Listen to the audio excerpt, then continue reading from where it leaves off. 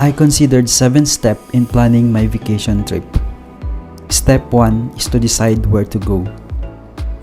Step 2 is pick a time to travel. Step 3, take time off work. Step 4, find affordable flights. Step 5, find a great place to stay. Step 6, I will settle your card or settle my card. And then step 7 is budget concisely for your trip. And once completed and so ready for your trip, good luck!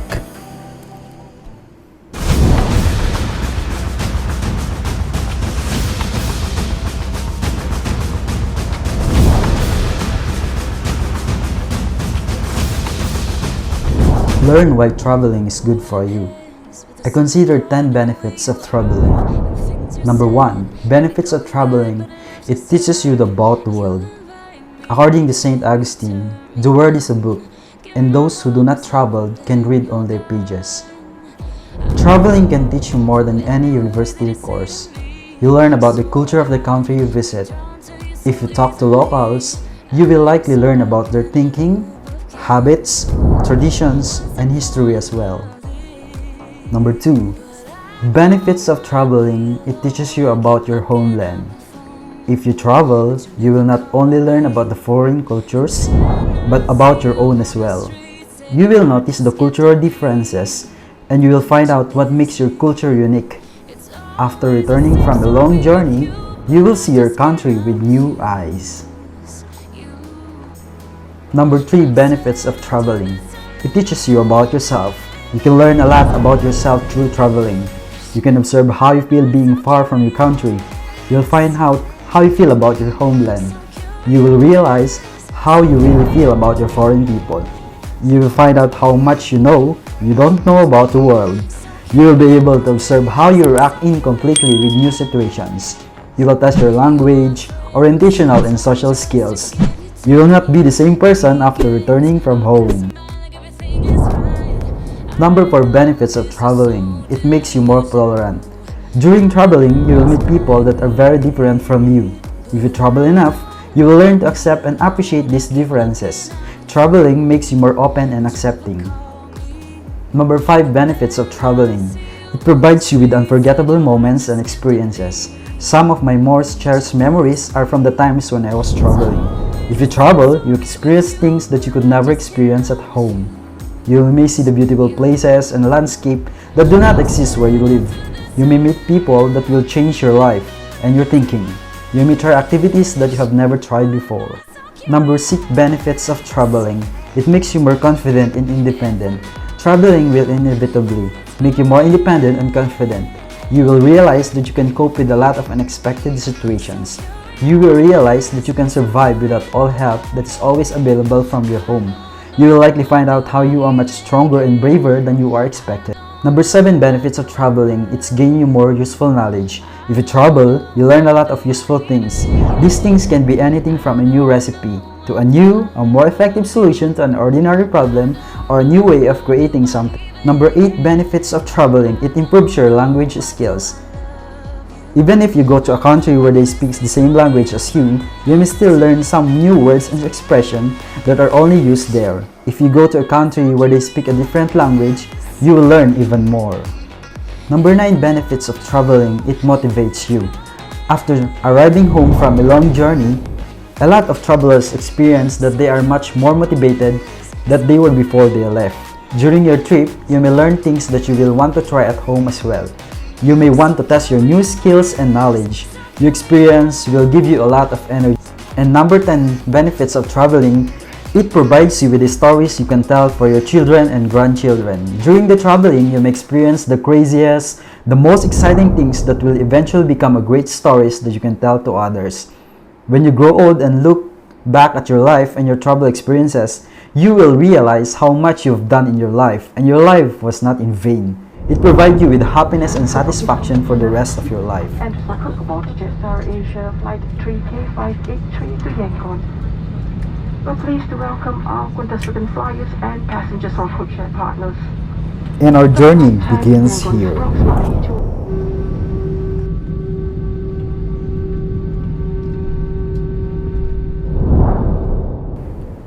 Flying time from Singapore to Myanmar. The total flight duration from Singapore to Myanmar is 3 hours and 31 minutes. If you are planning a trip, remember to add more time to plane to taxi between the gate and the airport runway.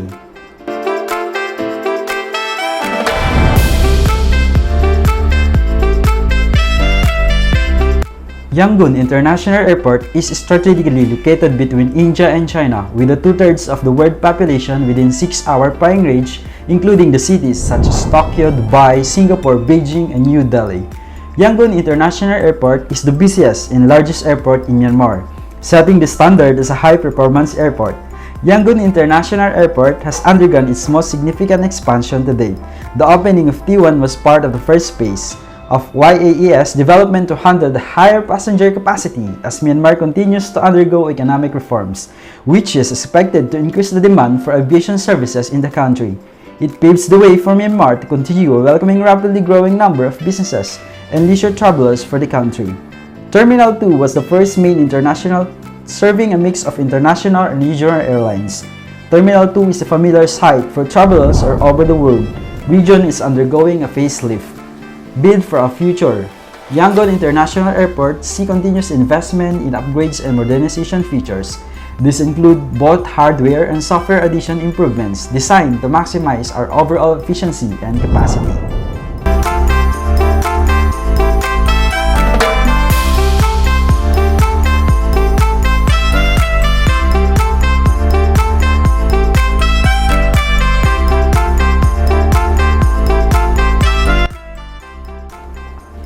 Welcome travelers to Yangon International Airport. Emptied out my soul. You've heard it all before. Honest, but I know. Left these years ago. I was young and almost still can't fill the void. We don't need the past in our lives for tomorrow. Never see the end of the night filled with sorrow. What do we do to love? What do we do to love? What do we do to love? When everything's said and done. What do we do to love? What do we do to love? What do we do to love? When everything's said and done. What do we do to love?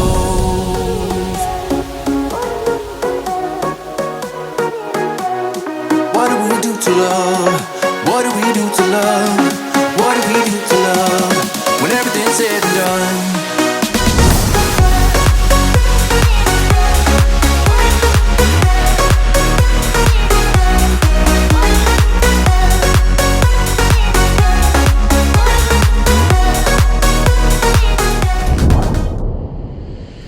Yangon, or formerly known as Rangoon, was the Burma capital just before 2006 with a population of over 5 million people. Yangon is Myanmar's largest city and is still a country's commercial center.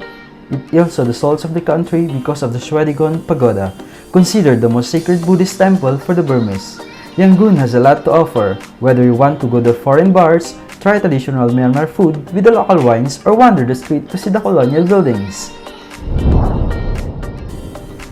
The city is famous for having a mix of gorgeous colonial architecture, which is located along the side traditional pagodas covered in a gold leaf and studded with the jewels.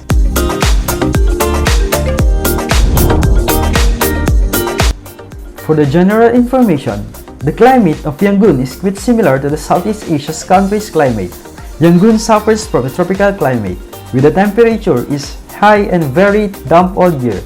Yangon has also a distinct season, which are dry season and rainy season. However, Yangon dry season is divided into two periods, the hot weather and the cooler weather. The winter in Yangon lasts from November to February, and the dry season often begins in March and ends in May, with the temperature can be up to 40 degrees Celsius, and the rainy season starts from June and ends in October. For the transfer station, Yangon International Airport is a 19 km from the city center. The bus is always crowded. The railroad system embraces the northern provinces of Myanmar. The government regularly restricts the import of cars. Yangon is a city in the south of Myanmar. To get in the Yangon city, you can get in by airplane, by train, by boat, or by bus. When traveling Yangon, you can get around the city by taxi, by train, by tricycle, by bus, by boat, or on foot.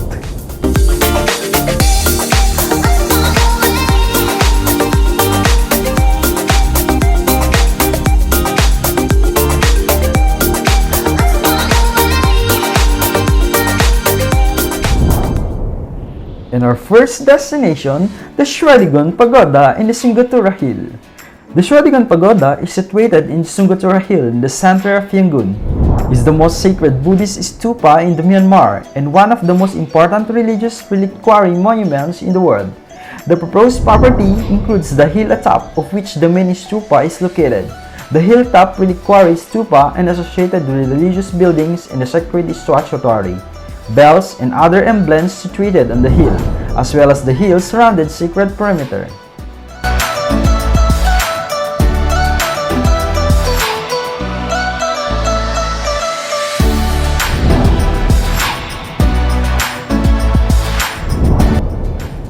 The Schwedagon Pagoda, or the Golden Pagoda, is the largest and most striking temple in the land, dotted with 1,000 of Buddhist temples. An Englishman visiting the pagoda in 1586 called it the fairest place, as I suppose that is called in the world.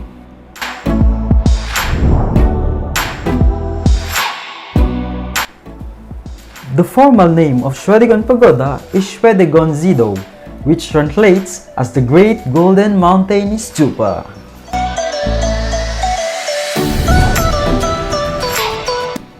For the general information, the opening hours of Schwedagon Pagoda is open 7 days a week from 4 a.m. to 10 p.m. The last admission is 9:45 p.m. For the dress code, although you should dress conservatively, cover your knees and shoulders when visiting in any temples in Southeast Asia. The rules are often more relaxed for tourists in places such as Thailand. That's not the case of Schwedagon Pagoda. The pagoda is a much more tourist attraction. It's the most important religious site in Myanmar. It also functions as a very active place for worship. Scores of monks, pilgrims, and devotees which among the tourists at the monument. Men and women should wear clothing that covers the knees. Long yi, a traditional sarong-style garment, are available to borrow at the entrances. Shoulders should not be exposed. Avoid shirts with religious themes or offensive messages that includes skulls. Tight or fitting clothing should be avoided. Although the official website for the pagoda claims that elbow-length shirts are required, this is rarely enforced. Upon arrival to Schwedagon Pagoda, you'll be expected to remove your shoes and leave them at the entrance for a small fee. Shoes are looked over a proper counter, hence the fee. You'll be given a numbered claim check, so don't worry about someone swapping your flip-flops with you. Socks and stockings are not allowed. You must go with a barefoot.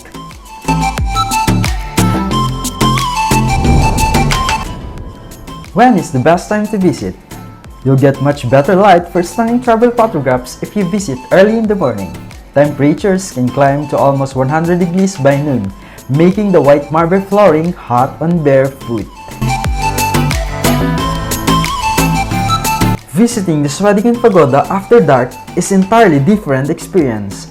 An ideal scenario would be to visit in the morning when light is good for photos and before the heat of the day. Go explore some other interesting sites in Yangon, then return to the pagoda in the evening when everything is lit up. The months of June, July, and August are usually the rainiest. So the ideal and best timing is the dry season in Yangon, which is from November to April. The life that circles through this grand site comes from all around the world. Pilgrims from the countries and throughout the Myanmar add to the vibrancy with their traditional clothings and offerings. You will witness moments of prayers, meditation, and the bathing of Buddha by the day of the week. Labels the day of the week surrounds the stupa and dictate the placement of offerings. The Monday are often reserved for those who were born on Monday, Tuesday corner for Tuesday, and so on. Watching the Buddha in the corner of your birthday is considered the lucky good and karma. Since I was born on Friday, I am the corner of the Friday. Bathing the Buddha of the corner on my birthday is considered lucky and good for the karma. This is the most exciting part and interesting part in the Schwedagon Pagoda, the bathing of Buddha.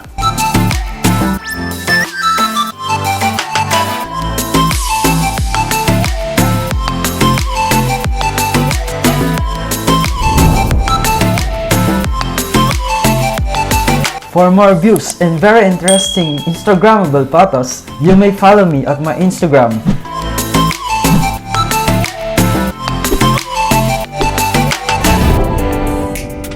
The legend of Schwedagon Pagoda. There is a legend behind the origins of the pagoda. It says that Tapusa and Balika were two brothers who met the Buddha and were given the 8 of his hairs. The brother found a place where the 3 of the relics from the previous Buddha were stored. There, they decided to store in hairs in a golden casket. The place became the Schwedagon Pagoda. The Schwedagon Pagoda at night. Nowadays, the compound consists of the main stupa and the 4 gateways, each one guarded by the statues of the Ptolemaical guardian lions known as clinches. They are all decorated walls, depicting the tales of the previous incarnations of Buddha. In recent years, 3 of them have been installed escalators or elevators. 4 small stupas, each oriented towards a different cardinal point. Each small shrine is located on each corner of the main stupa. A different image of Buddha is seen on each one, representing the 7 days of the week. The Wednesdays is split into 2, one for the morning and one for the evening. Architecture of the pagoda, the Schwedagon Pagoda. The crown umbrella is the main stupa decorated with the precious materials. The golden exterior is actually made of many golden plates covering the brick structure. Both the lower and the upper part are covered in gold. Most of the gold has come from the donations.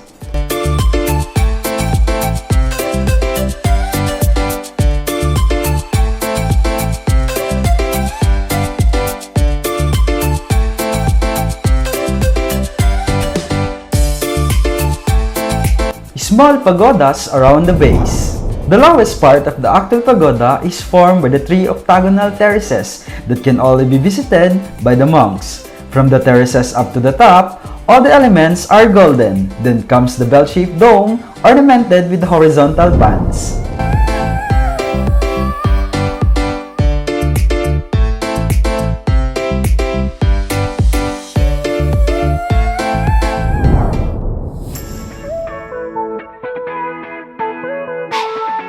Gateway of the Schwedagon Pagoda. The main building, the large stupa, was built on the top of a hill and is composed of several parts and levels rising from its octagonal base. This base serves as the pedestal to the actual pagoda and a big structure surrounded by many small pagodas. Terraces of the Schwedagon Pagoda. The upper part is pointed structure, is known as a spire. It consists of 7 concentric rings on the lower part, the middle part in the shape of lotus petals, the upper part in the form of teardrops, and the umbrella which crowns the whole structure. The crown umbrella on top is an invaluable piece of 50,000 of precious stones. Abundant rubies, sapphires, and diamonds are part of its decoration. A 76-carat diamond placed in the uppermost part, each one of the biggest precious stones there. Hundreds of golden bells are also attached to the umbrella.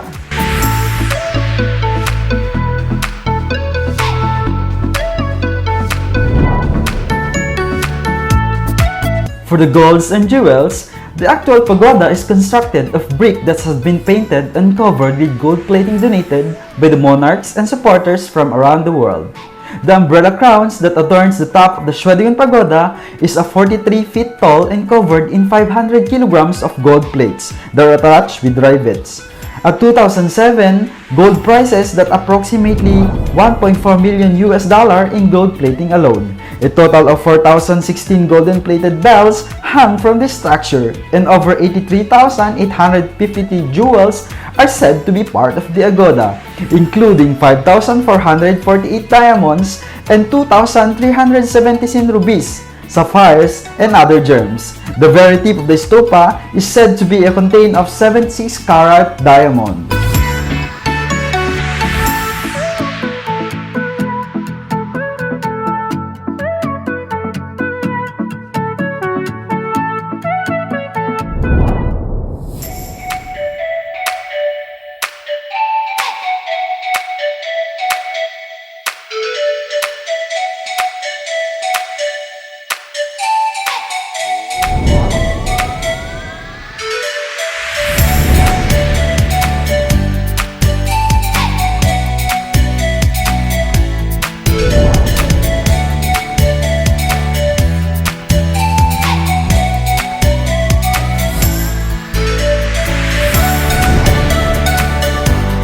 Welcome to Skyview Hotel Yangon, a preferred boutique hotel in Yangon with an excellent location. Situated in the heart of the city, the new Skyview Hotel Yangon is an excellent venue for both businesses and leisure travelers. It's only 15 minutes walk from our famous Schwedagon Pagoda, the most famous Buddhist shrine in the world. They offer spacious accommodation with focus on genuine comfort and attentive service. As a smaller boutique hotel in Yangon, they are able to more offer personalized and relaxed check-in services. Everyone is a VIP at Skyview. At the Skyview Hotel Yangon, they created a tranquil, welcoming ambience to help you unwind after a long journey of a hectic day. As their main highlight amenities, rooftop bars and swimming pools. Skyview Hotel, a preferred boutique 3-star hotel in Yangon with an excellent location on Damazedi Road. New modern, clean, spacious, and comfortable rooms in quiet surroundings with a state-of-the-art bathroom designs and fixtures. It's situated within 50-minute walks to the famous shrine Schwedagon Pagoda, makes better accessibility for businesses and leisure travelers. As the hotel is situated at a peaceful place, the views of the tranquil January, which is 140 kilometers away from the main road, will make you feel relaxed and keeps you away from the noise pollution from buzzing Yangon City.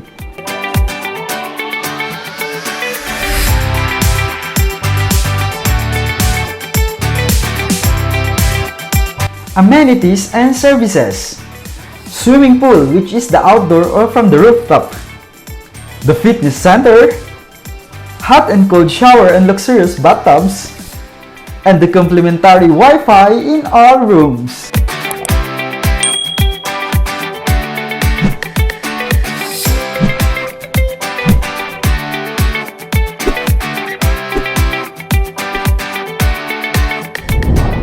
Before traveling to Yangon-Bagan, we have given the opportunities to visit the Mix Restaurant and Bar.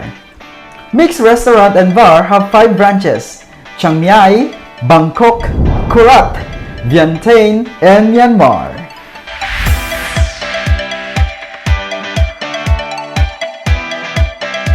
Mix Restaurants and Bar.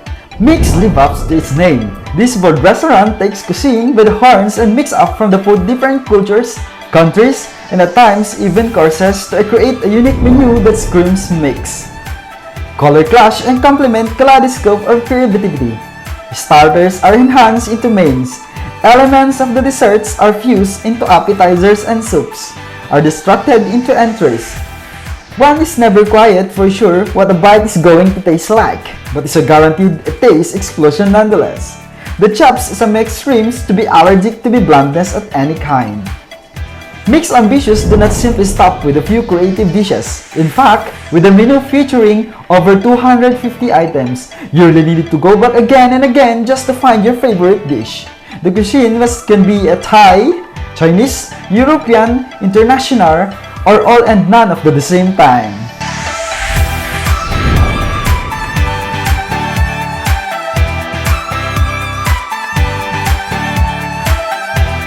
Mix has always been featured on many television programs, including Independent Kitchen, Bansak, Aroy Channel 5, Jao, Jokod Tid, T1 Chan Hui, 108 Living, Oh My God, by Shin, and more.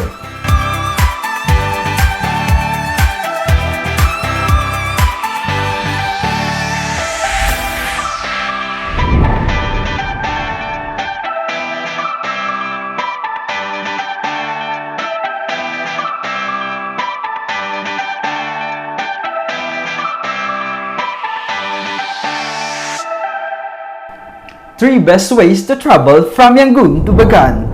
Number 1. Short flight from Yangon to Bagan. Flight is the easiest way to travel from Yangon to Bagan. If you do not have much time and do not want to spend a long time on an overnight bus or train, you absolutely should take a plane. Air Bagan is probably the best airline flight route, but you can also choose from Myanmar Airways and Air Mandalay. Number 2. Local train from Yangon to Bagan. The local train standard in Myanmar is not as great as other countries in Asia, such as Vietnam or Thailand. The speed is incredibly slow, the train is noisy, and your bed in the cabin is quite hard to sleep. You will pass many local villages, which may be some of the lowest living condition you've seen in your travel. But the most memorable feelings about transferring by the local train from Yangon to Bagan is 15 to 17 hours on a bumpy ride. Number 3. Overnight bus from Yangon to Bagan. Bagan is 611 km far from Yangon. Normally, the overnight bus will take around 9 to 10 hours. The road condition is good and the overnight bus quality is better than you are imagining about the transportation services in Myanmar. The bus normally leaves Yangon at 6 p.m. and arrives in Bagan around 4 a.m. So if you choose an overnight bus, make sure to book your hotels in Bagan in advance and prepare for the transfer from bus station to your hotel. Traveling the overnight bus can save quite a lot of money. The bus ticket is around $20 per person for VIP bus with the air condition. Plus, you can save one night hotel.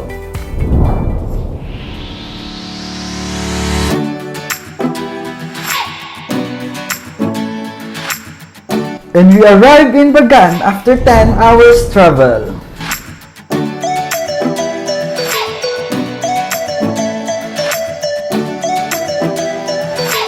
Bagan has to be one of the most scenic and sight-pleasing destination in Asia. We budgeted 2 days here and we thought was just enough. Some travelers recommended 3, but 2 was not enough to do everything we wanted to do without rushing in time.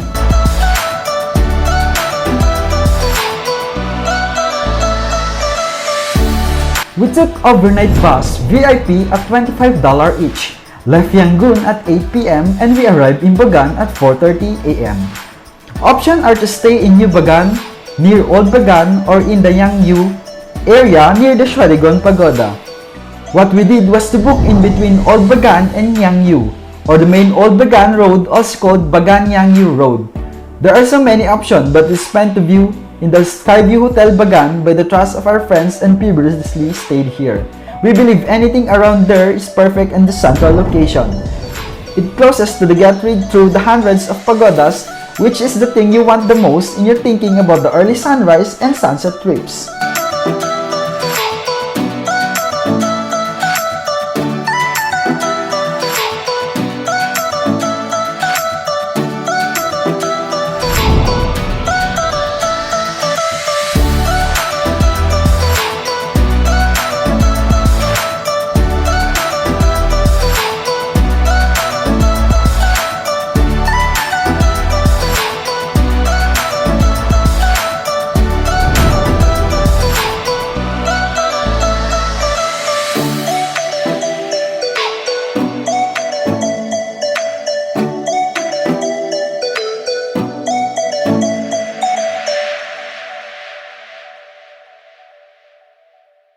Skyview Hotel Bagan is located in Yangon-Bagan. Is a familiar choice for travelers, only a 2.0 km from the city center.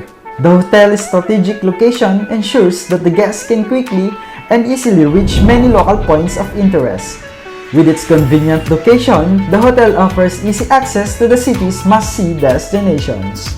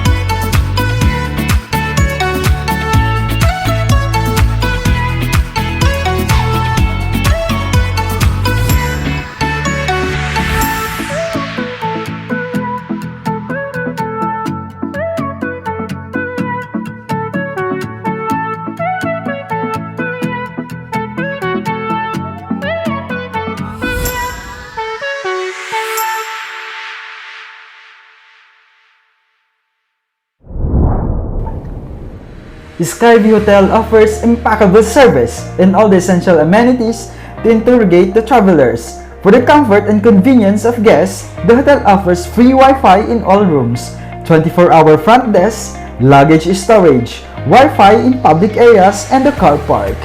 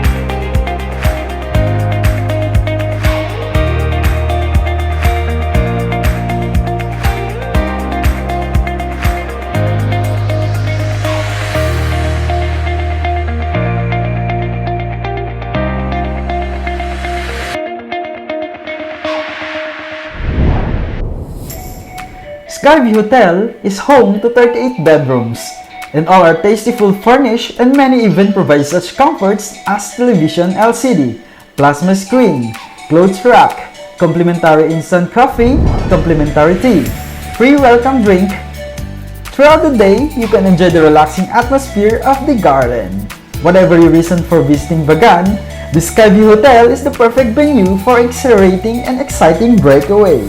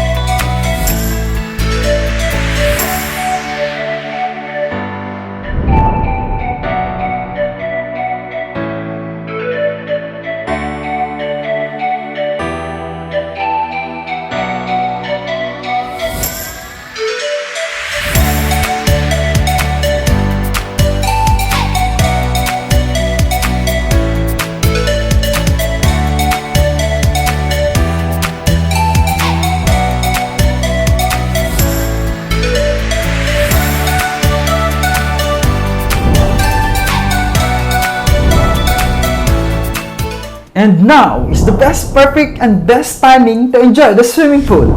Amenities like this is one thing I considered when I do traveling. The relaxing cool and having the water shine of the pool can ease my body pain. After a long journey, the hot weather in Bagan complements the sparkling water in the pool. Perfect for relaxation.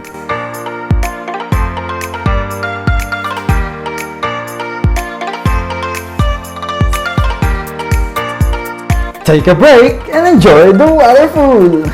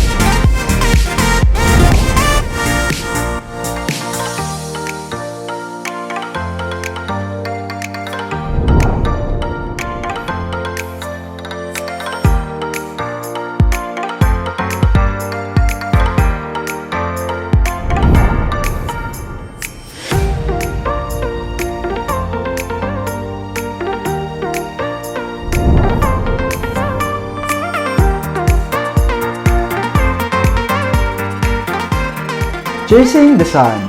Moments of reflection in a day. I found myself chasing sunrises in the big sky country. The sun rises and descends in the waves of color, pastels of orange, pink, neon, and blue. The clouds smother above the mountain tops, projecting a kaleidoscope across the sky. Whips like paint stroke dot the sun. It is in these mystical moments of reflection that I consider the work to do work and that has been done. Sunrise is a time to hit the pause button of the morning routine. I think I can speak for most professionals when I say the chaos of all workday seems to stifle most opportunities to seek out new ideas or solve current problems. So find your sunrise. Find your moment of pause, whether it's in an actual sunrise, a picture of video, or any activity you use to spend your morning. Find some reflection time to focus on the possibility of your day. Regardless, at the end of the day, we find ourselves full of thoughts, questions, new understandings, and new problems to solve. We must address this information and we cannot wait until the next morning to make sense of it all.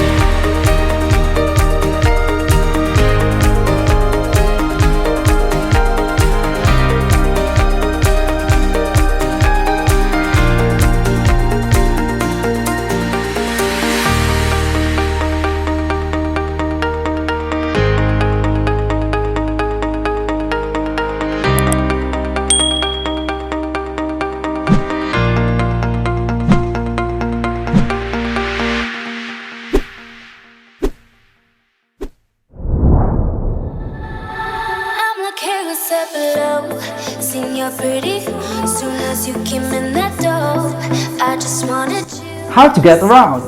Don't get push bikes. You will be exhausted by the heat and sun very fast. This applies to any time of the year. It's just not worth it. There's a lot of sea. Don't waste your time and energy for a few bucks. Don't go by a horse and carriage. Again, it's not very time efficient and the exhaustion from the heat added by the bumping ride will make you regret your decision. After a good snooze, we went to get e-bikes to stroll around Bagan. First thing we decided to do is scout for the temple we wanted to visit for the sunrise. You want to make sure you are the 5 AM, you will miss sky changing colors. Our adventure was fun, 2 hours getting almost amongst the temples and visiting a few off the way. We met some other tourists that were proclaiming, "We will get the tour guide, signs of the Burmese and you can get lost at your risk." Forget about them, get a map, 1,000 cats at your hotel and get lost. It's not bad as you think. After 2 days, we knew the temple feet like the back of our hands.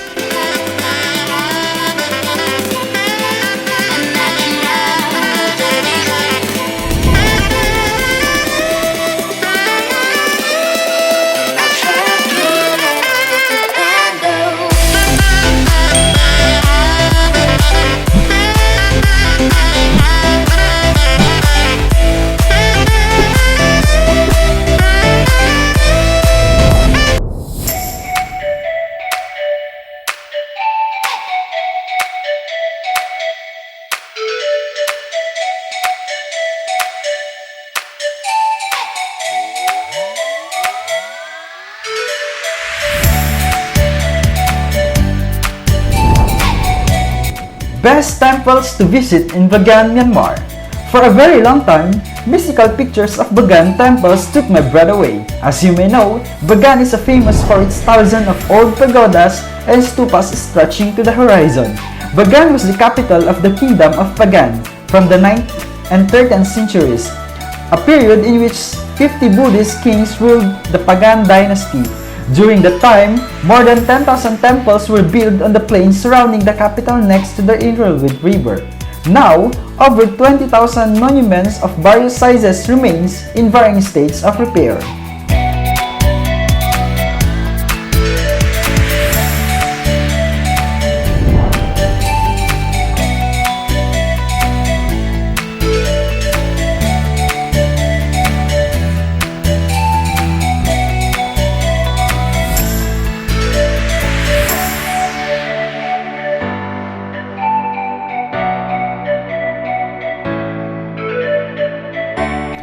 Number 1. Group of Kaiminga Temples.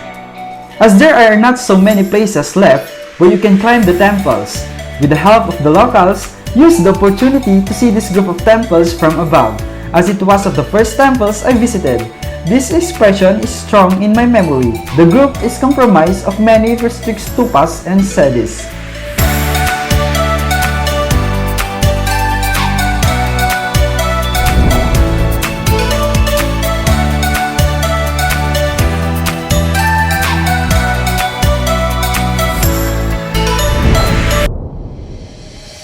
Emptied out my soul. You've heard it all before. Honest. Ananda Temple. Ananda Temple was built in the early 12th century.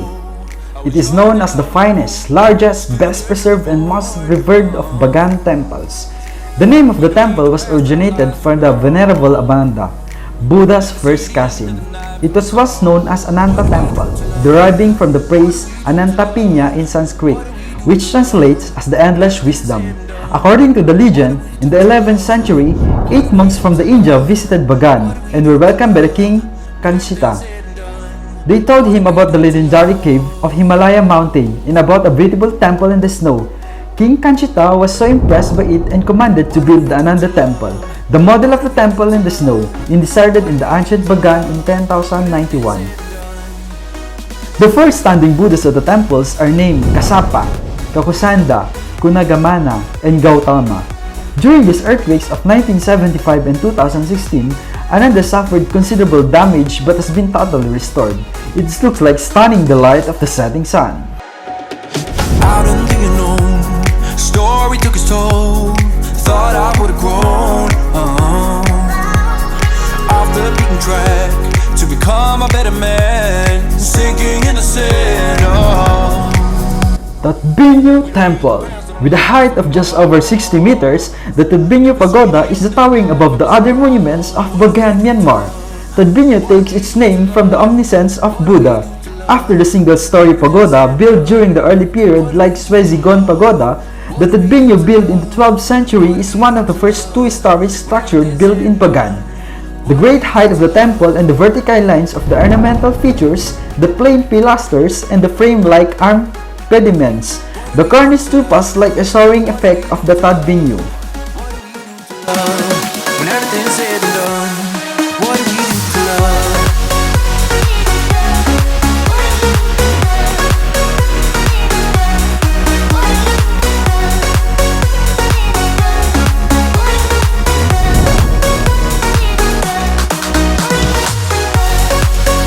Schwedagon Temple, located just to the north of Todbinyo.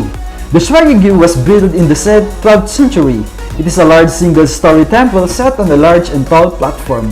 There are 3 square, residing upper terraces that cover spires of stupas at each corner on the top of the center block. A bright interior is created with wide corridors and 11 open-arched windows. The temple is also famous for its fine stucco and carved wooden doors in the interior.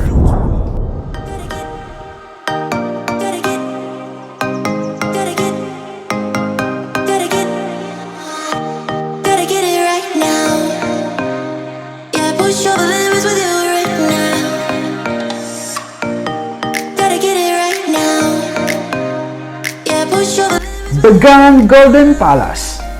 It's your choice whether you want to visit or not because it's too much different from anything else in Bagan. It has no touch for a real thing to me. You'll have to pay the entrance fee of 5,000 kyats. Because it's not part of the archaeological sites, it's an impressive replica that will give you a sense of grandeur of the ancient Bagan.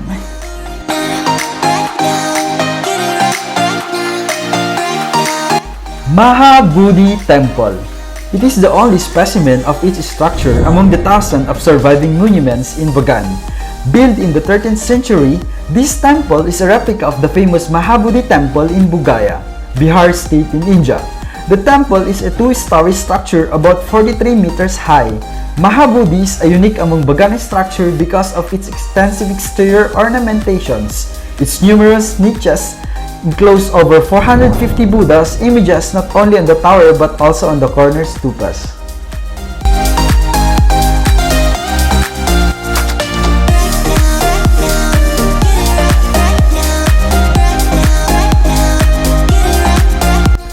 Other temple includes Gaudawpalin Temple, Dammangayay Temple, Sulamani Gupaya Temple, Schwedagon Pagoda, Shinjet Pagoda, Isaganwa Pagoda. Push over limits with you right now. Gotta get it right now. Yeah, push over limits with you right now. Gotta get it right now. For your information, already upon arrival of the airport, you need to pay Bagan Archaeological Site entrance fee, which is 25,000 kyats. It's good for entering all temples, so keep it just in case. You'll have to take off shoes and socks, be properly dressed to visiting any temple, even ruins.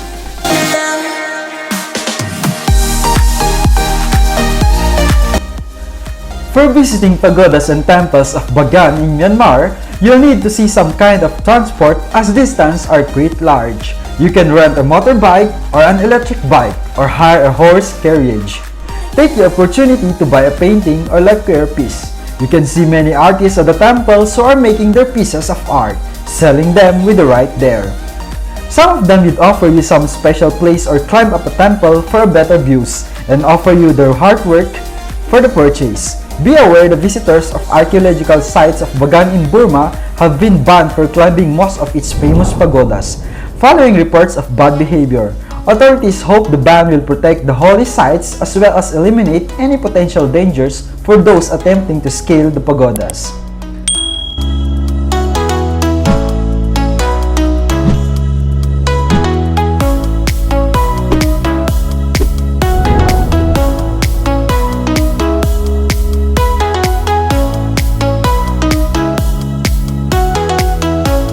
For the short vocabulary, big temples are called pagodas.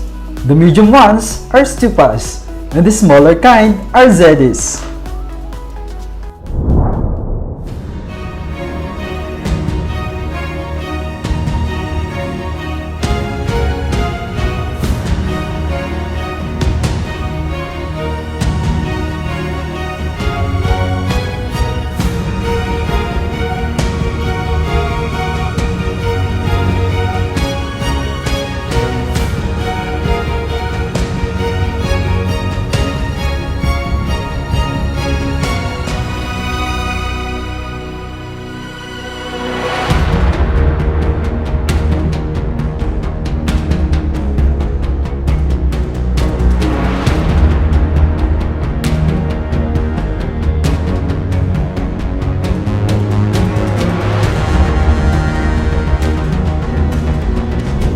The benefits of Thanaka.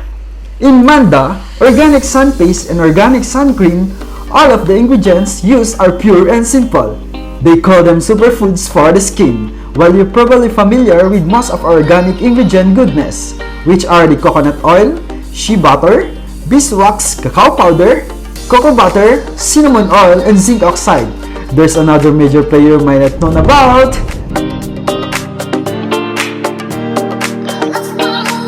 That's why we're breaking down the top 5 benefits of Thanaka, the Manda's most powerful ingredient.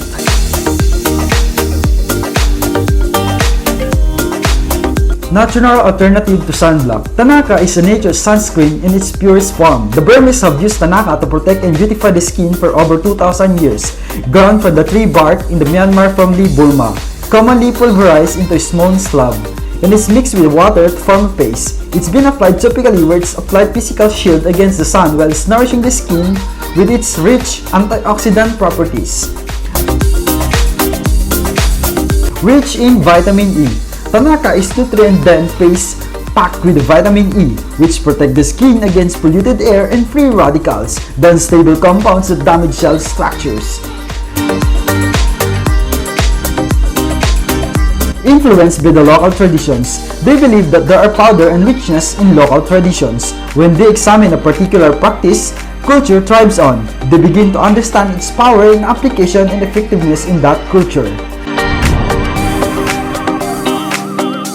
Less environmentally impacting. More Thanaka, less zinc. You might be wondering why less zinc is beneficial, as most natural sun creams contains zinc as the active ingredient. Because zinc is a mineral, the process of mining it could put huge toll of our planet. At Manda, they aim to protect our planet and oceans. By using Thanaka, nature's best solutions for sunscreen, they are able to use more sustainable and regenerable ingredients, thereby reducing their environmental footprints.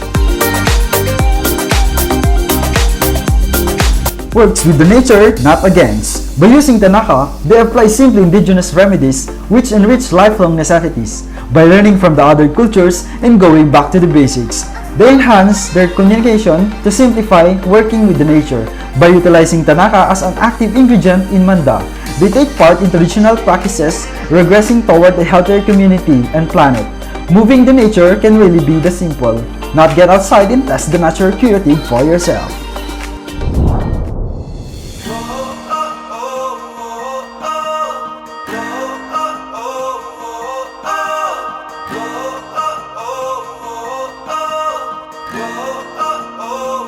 Traveling is the kind of activity which almost all the people love. For someone, it is an opportunity to relax and abstract from everyday busy life.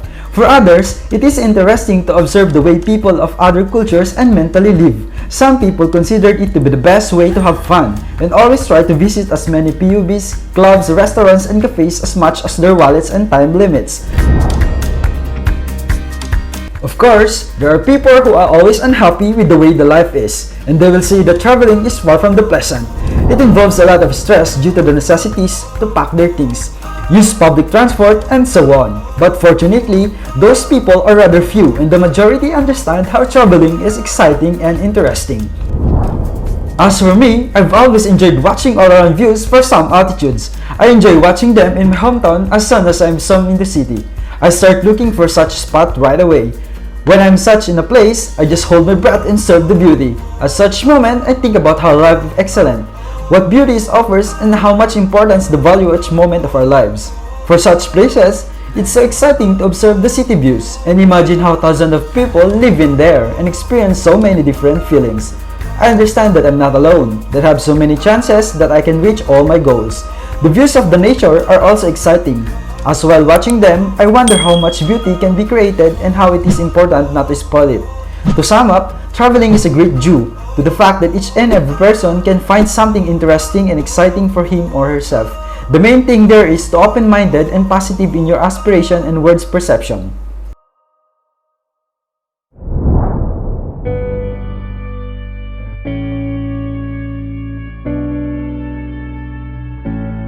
Finally, you pursued your one dream.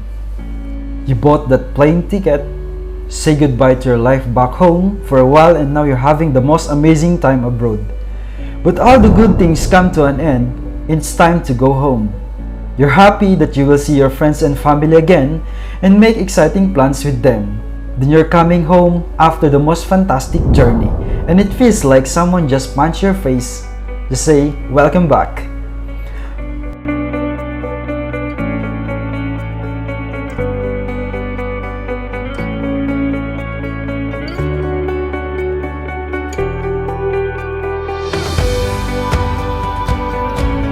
For many of us, traveling is one of the most exciting experiences in life. You explore the world, experience what freedom is, learn about the most particular cultures, and make friends for life. You also learn about yourself in a very short time. Traveling made me more independent, social, and adventurous. It taught me that I don't have to be scared for unknown, that it's not scary at all to travel on your own. It made me feel ultimate happiness while being on the road. Thank you Bagan, Myanmar for the great ignoral experience. Thank you for the Skyview Hotel staff for accommodating us. Thank you for the warm welcome. Thank you very much.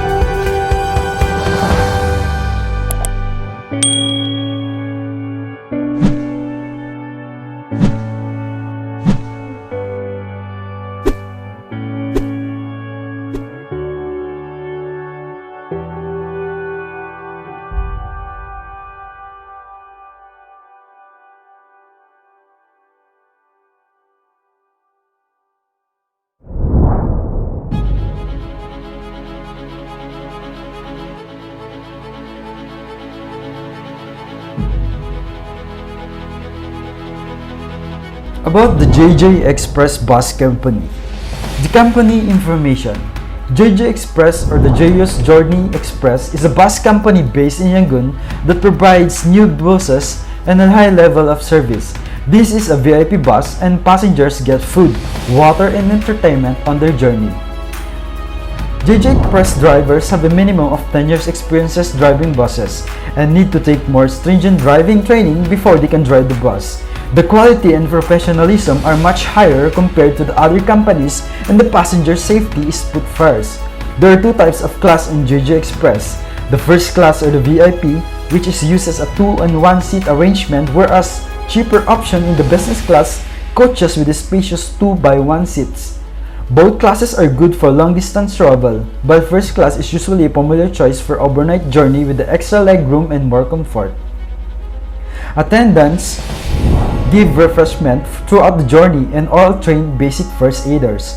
Travel insurance is also provided for passengers.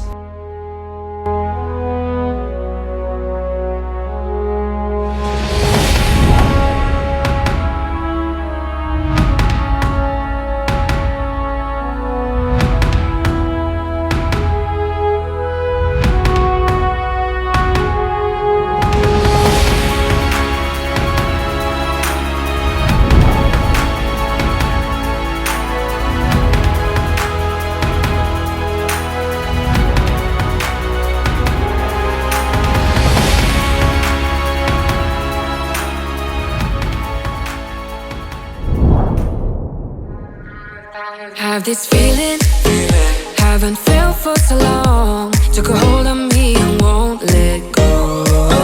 I've been sleeping, caught me off my guard. Cause you're in my space and now I'm so. Hold me towards you and I cannot fight it. My head's underwater, I try to disguise it. Want you to hold me, though we haven't spoken. I need that something to get me to open. You are only a shot away from me to be my everything. Cause you are only a shot away from me to be my everything. You are only a shot away from me to be my everything. Cause you are only a shot away from me to be my everything. Shot away.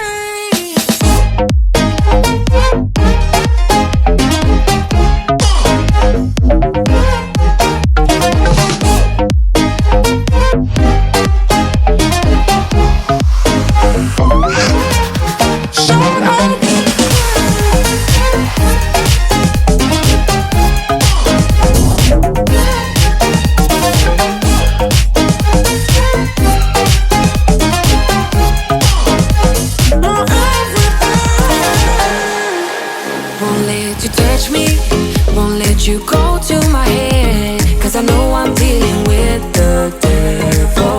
But I'm standing with my heart in your hand, and I'm too deep into in this gamble. Hold me towards you and I cannot fight it. My head's underwater, I try to disguise it. Want you to hold me, though we haven't spoken. I need that something to get me to open. You are only a shot away from me to be my everything. Cause you are only a shot away from me to be my everything.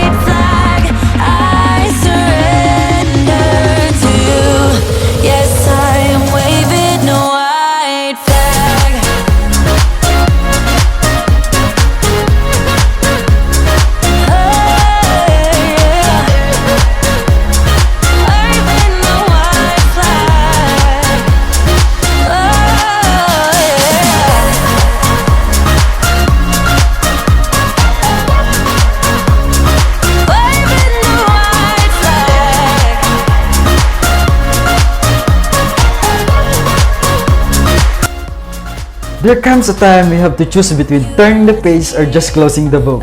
Our future depends on the choices we make. Our life is a matter of choices. We need to decide on the things before doing it. If you were to choose between turning the pages or closing the book, what will you choose? As for me, I will choose to turn the page.